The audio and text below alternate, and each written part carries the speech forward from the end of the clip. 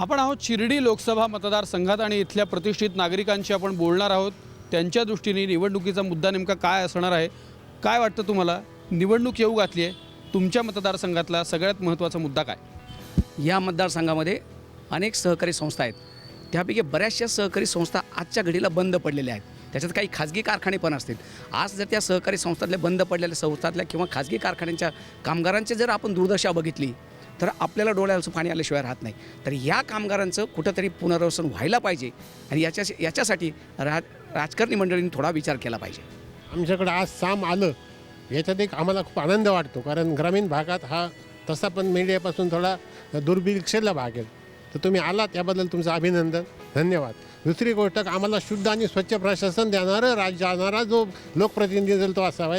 कृपा करून आश्वासनं देऊ नका अशी त्यांना नम्र विनंती आहे, आणि जर देणार असेल ते पाळा, दिलेला शब्द पाळा अथवा देऊ नका। अनेक प्रश्नांना आम्हाला जिल्हा होईल असं खूप वेळा मागे सांगितलं, MIDC डेव्हलप करू म्हणून सांगितलं, विविध प्रकारचे रोजगार देऊ म्हणून सांगितलं, अनेक संस्था चालू करू असं सांगितलं। इथं घराणेशाही झाली राजकारण, म्हणजे या जिल्ह्यामध्ये पूर्णपणे घराणेशाही। काही अशी एक शक्ती तयार झालेली आहे की त्या शक्तीच्या पलीकडे तुम्ही जाऊ शकत नाही, उभं पण राहू शकत नाही। एक ऑर्डिनरी मॅन, एक कॉमन मॅन ग्रासरूट लेवलला काही करू शकत नाही आहे। आश्वासनं नुसती देऊ नका, ते पूर्ण तरी करा अशी किमान मागणी या सगळ्या मंडळींची। तुम्ही काय सांगाल, तुमच्या मतदारसंघात कुठला मुद्दा महत्त्वाचा?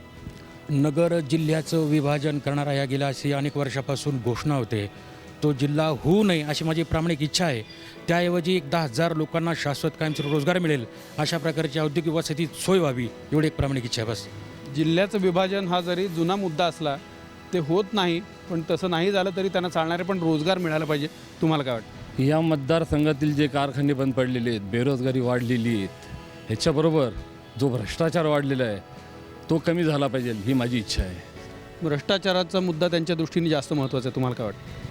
ते खरोखरच आहे। भ्रष्टाचाराचा मुद्दा खूप महत्त्वाचा आहे, कारण भ्रष्टाचाराचा मुद्दा हा प्रत्येक ठिकाणी पोखरतो आहे। त्यामुळं गरीब मुलांना या ठिकाणी या मतदारसंघामध्ये उच्च शिक्षणाची कुठेही सोय उपलब्ध नाही। पुणे मुंबई या ठिकाणी या शिर्डी मतदारसंघातल्या मुलांना शिक्षणासाठी बाहेरगावी जावं लागतं। तर निश्चित उच्च शिक्षणाची सोय या श्रीरामपूरसारख्या किंवा शिर्डी मतदारसंघामध्ये या नेत्यांनी आणली पाहिजे, पण दुर्दैवाने ती होत नाही। का होत नाही तर त्यामुळे या ठिकाणच्या गरीब मुलांना मोठ्या शहरामध्ये शिक्षण घेणं निश्चित परवडणार नाही। म्हणून त्या नेत्यांनी निश्चित या शिक्षणामध्ये लक्ष घातलं पाहिजे। उच्च शिक्षितसुद्धा विद्यार्थी या आपल्या ठिकाणी निर्माण झाली पाहिजे। नोकरीसाठी स्थलांतर ही वेगळी गोष्ट आहे, पण किमान शिक्षण तरी आपल्या तालुक्यात आपल्या जिल्ह्यात मिळालं तर जास्त आनंद आहे। तुम्हाला काय म्हणायचं, नेमकं कुठला मुद्दा जास्त महत्त्वाचा आहे? सगळ्या निवडणुकीमध्ये पाण्याचा महत्त्वाचा मुद्दा अख्ख्या संपूर्ण शिर्डी लोकसभा मतदारसंघाला भेडसवतोय।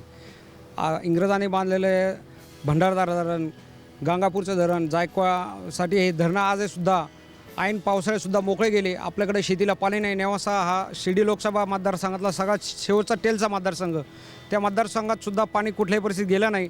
आणि जायकवाडीच्या पाण्याच्या नावाखाली शेतकऱ्यांच्या पिण्याच्या पाण्याखाली मात्र बिअरच्या कारखान्यांसाठी पाणी पुरवलं गेलं राजकारणाने। ही सगळ्यात मोठी शिर्डी लोकसभा मतदारसंघाची शोकांतिका आहे की पाण्या वाचून या श्रीरामपूर सगळ्याच 6 मतदारसंघात अडचणी तयार झालेल्या आहेत। बेरोजगार हा सगळ्यात महत्त्वाचा मुद्दा आहे। आपल्या बाकीच्या जिल्ह्यात आपण बघतो की मोठमोठे उद्योगधंदे आहेत, तसे नगर जिल्ह्यात मोठमोठे उद्योगधंदे नाहीत। मुलांनी उच्च शिक्षण घेतल्यानंतर त्यांना जिल्हा गाव सोडावं लागतं। जर इथल्या स्थानिक मुलांनी जर शिक्षण चांगलं घेतलं तर त्यांना प्रॉपर इथं न राहता दुसऱ्या जिल्ह्यात जावं लागतं। आता आम्ही शेजारचे जिल्हे बघतो, नाशिक झाले, पुणे झाले, औरंगाबाद झाले, इथं मोठमोठे उद्योगधंदे आहेत। त्या मानाने नगर जिल्ह्यात तसे उद्योग नाही आहेत। इथं जास्त करून सरकारी नोकरी त्यांनाच उद्योग, बाकीचे जे मुलं आहेत की जे उच्च शिक्षण घेतात, शिक्षण झाल्यानंतर त्यांना इथं रोजगार नसल्यामुळे त्यांना स्थलांतर करावं लागतं। तर राजकीय पुढाऱ्यांनी इतर याच्यात लक्ष घालण्यापेक्षा जर मोठमोठे उद्योग आणलेत तर स्थानिक मुलांना रोजगार मिळेल आणि चांगली संधी मिळेल, आणि इथं जिल्ह्यामधले चांगले लोक हुशार आहेत। मतदारसंघात औद्योगिकरण वाढलं पाहिजे असं त्यांचं म्हणणं आहे, जेणेकरून बेरोजगारी कमी होईल आणि त्यातनं निर्माण होणाऱ्या जी इतर अनेक समस्या आहेत त्याही दूर व्हायला मदत होईल। तुम्हाला काय म्हणायचं? अगदी तसंच मला या ठिकाणी सांगावंसं वाटतं की जो संपूर्ण आमचा तालुका आहे किंवा जो मतदारसंघ आहे हा संपूर्ण शेतीवर आहे। म्हणजे आमचं जे अर्थकारण जे आहे ते संपूर्ण शेतीवर अवलंबून आहे। आणि मध्यंतरीच्या काळामध्ये जे काही प्रॉब्लेम सध्या क्रिएट झालेले आहेत पाण्याच्या संदर्भात, तर येणारी जी निवडणूक आहे ती आमच्यासाठी, खास शेतकऱ्यांसाठी जे पाणी आहे त्यासाठी राखीव साठा जो आहे शेतकऱ्यांसाठी तो त्यांनी केला पाहिजे। आणि दुसरी गोष्ट अशी की जो आमचा मतदारसंघ आहे हा आंतरराष्ट्रीय शिर्डी या ठिकाणी आहे, त्याचं जर पर्यटन स्थळ त्या ठिकाणी चांगलं केलं तर शिर्डी शिंगणापूर ह्या दोन्ही गोष्टी मिळून आमच्या तालुक्याला म्हणा किंवा आमच्या मतदारसंघात युवकांसाठी एक चांगल्या पद्धतीचा रोजगार उत्पन्न करायचं साधन त्यातून निर्माण होऊ शकतं। शेतीबद्दलही ते बोलतात आणि रोजगाराबद्दलही तुम्ही काय सांगाल? नगर जिल्ह्याचं विभाजन होऊन श्रीरामपूर शहर हे जिल्हा झाला पाहिजे, परंतु त्यासाठी ज्या सुविधा आहे त्या वरतून पुरवल्या पाहिजे. शिर्डी मतदारसंघाच्या ज्या प्रतिनिधित्व करणार आहे त्यांनी इथे नवीन उद्योग आणले पाहिजे व श्रीरामपूर शहराचा विकास झाला पाहिजे. नगर जिल्ह्याला जे वरदान देणार आहे आपल्या भंडारदाऱ्याचं पाणी, त्याचं शेतीला मोबलपणा पाणी मिळालं पाहिजे. आणि श्रीरामपूर शहराला मनमाड आणि दौंड हा रेल्वे मार्ग आहे, हा दुहेरीकरण होणं खूप गरजेचं आहे. कारण दुहेरीकरण झालं तर अनेक वर्षापासून 20 वर्षापासूनचा जिल्ह्याचा आणि हा रेल्वे मार्गाचा प्रश्न आहे. त्यानिमित्ताने निश्चित श्रीरामपूर शहराला चांगले दिवस येतील असं मला वाटतं. त्यांनी दळणवळणाच्या दृष्टीने मुद्दा मांडला आहे, तुम्ही काय सांगा? जसं औद्योगिकरणासाठी पाणी आणि वीज पुरवठा केला जातो औद्योगिक सिटीमध्ये, औद्योगिकरणामध्ये, कारखानदारीसाठी, त्याच पद्धतीनं या ठिकाणी शेतीसाठी वीज आणि पाण्याचा पुरवठा योग्य प्रमाणात व्हावा आणि त्यामुळे शेती सुधारेल आणि त्यामुळे जे बेरोजगार आहे शेतमजूर त्यांनाही काम मिळू शकेल, कारखानदारही पूर्ण क्षमतेने चालतील आणि त्यामुळे ते इथं कामगारांनाही काम मिळू शकेल. त्यामुळं हा शिर्डी मतदारसंघातला एकमेव अतिशय ज्वलंत प्रश्न जो आहे तो हाच की शेती उद्योग सुधारला पाहिजे. चांगली शेती मिळायला पाहिजे आणि त्या शेतीचाही पाणी योग्य मिळालं तर त्याचा चांगला फायदा सगळ्यांना होऊ शकतो आणि तो मुद्दा त्यांना महत्त्वाचा वाटतो. तुम्ही काय सांगाल? तुमच्या दृष्टीने कुठला मुद्दा महत्त्वाचा आहे? पूर्वीचा कोपरगाव मतदारसंघ आणि सध्याचा शिर्डी मतदारसंघ, या मतदारसंघात जागतिक दर्जाची 2 देवस्थानं आहेत, एक शिर्डी आहे, दुसरं शिंगणापूर आहेत. तर या मतदारसंघामध्ये अतिशय खराब रस्ते आपण बघितलंच असेल, शिर्डी वगैरे तुम्ही जाताना येताना, शिंगणापूर जाताना येताना अतिशय खराब रस्ते आहेत. त्या रस्त्यांची दुर्दशा ही एक सुधारली पाहिजे. आणि आमचं जे पाणी होतं, हक्काचं पाणी, जे इंग्रजांनी धरण बांधलं होतं, या राजकीय पुढाऱ्यांचा यांचा काही संबंध नाही, ते इंग्रजांनी धरण बांधलं होतं आणि त्याला 52% त्याचा वाटा या श्रीरामपूरसाठी दिलेला होता. ते पाणी देखील हे पुढारी मराठवाड्याला सोडून देत आहेत. या मतदारसंघाला ऊसाचा आगार म्हणून ओळखलं जायचं, परंतु आज या मतदारसंघामध्ये तुम्ही बघितलं तर ऊस शेती ही जवळजवळ उद्ध्वस्त झालेली आहे. इथे हरभरा आणि ज्वारी ही पावसावर येणारी पिके घेतली जात आहेत.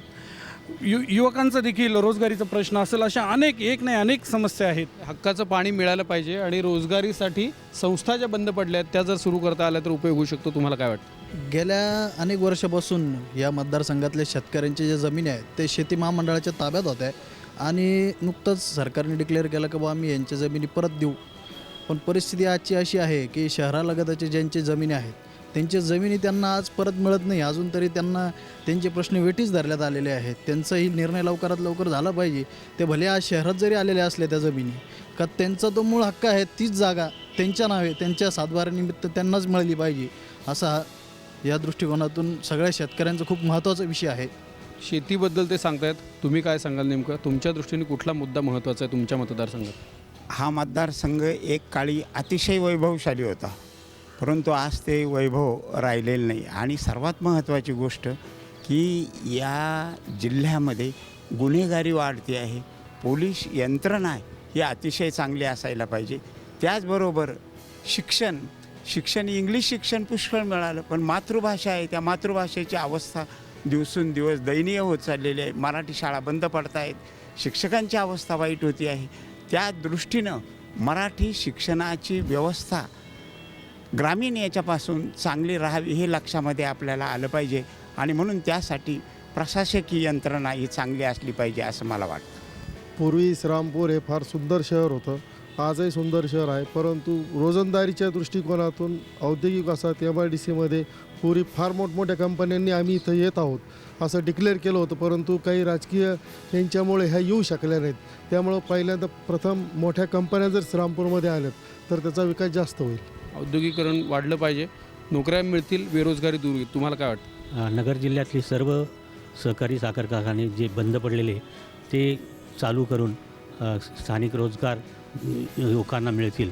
स्थानिक संस्था अनेक बंद पडल्या आहे त्या चालू आहेत, युवकांना हे मिळावं. केवळ नगर जिल्हा हा रिटायर्ड लोकांचं संस्थान होऊ नये अशी आमची इच्छा आहे. खूप महत्त्वाचा मुद्दा या सगळ्या मंडळींनी मांडला आहे. त्यांच्या दृष्टीने अनेक मुद्दे महत्त्वाचे आहेत, जसे शिक्षणाचे आहेत, जसे पाण्याचे आहेत, रोजगाराचे आहेत, तसेच अनेक प्रश्न आहेत. त्या मतदारसंघातल्या भेडसावणाऱ्या ज्या समस्या आहेत ते त्या मतदारसंघातल्या लोकांना जास्त समजतात. तेच या सगळ्यांच्या म्हणण्यातनं आपण ऐकलं असेल आणि हे मुद्दे या सगळ्या व्यक्तींच्या म्हणण्यातनं समोर येत आहेत.